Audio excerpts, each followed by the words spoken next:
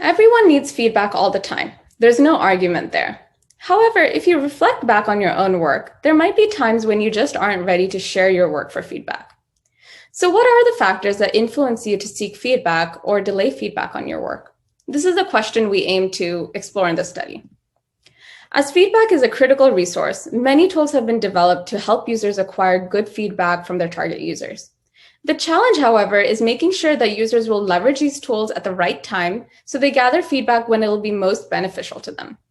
Unfortunately, prior work with users on creative online communities shows that creators often wait to get feedback on their work and therefore may not receive the full benefit of these tools.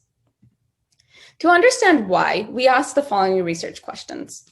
What factors influence when, how, and from whom creators seek feedback on in-progress work? How do the factors differ between early and late stages of the creative process? And how do these factors differ between novice and expert creators?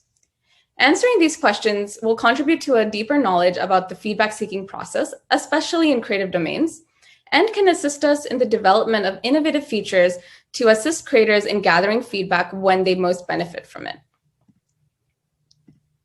To answer these research questions, we began by conducting semi-structured interviews with 24 graphic, industrial, and interaction designers.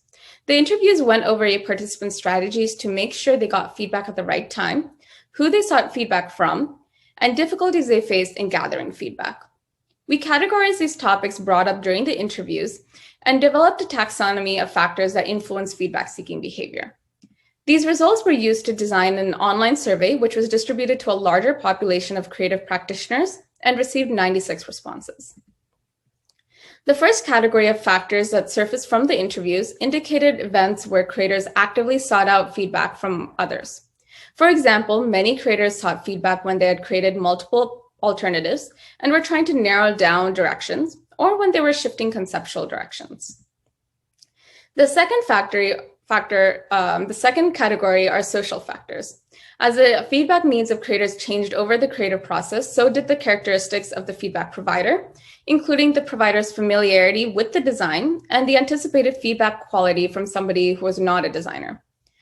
An intelligent creativity tool can use these factors to recommend feedback providers based on the stage of a creative project and the perspectives they would bring. The last category is the cognitive factors, which can also be considered in the design of features for feedback seeking. For example, a self-reflection feature can ask a creator to reflect if they have been feeling stuck recently, which may indicate a need for feedback. Through deeper analysis, we found differences between the feedback-seeking behavior of experts and novices. Experts tended to plan personal deadlines to seek feedback on their work in advance. We didn't see this behavior as much from novices, which indicates that integrating planning tools into the creative process would be helpful.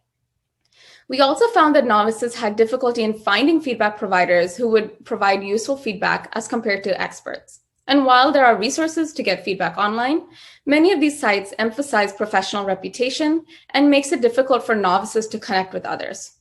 This is further supported as the two experts who cited this difficulty during the interviews were freelancers and found it difficult to expand their own network.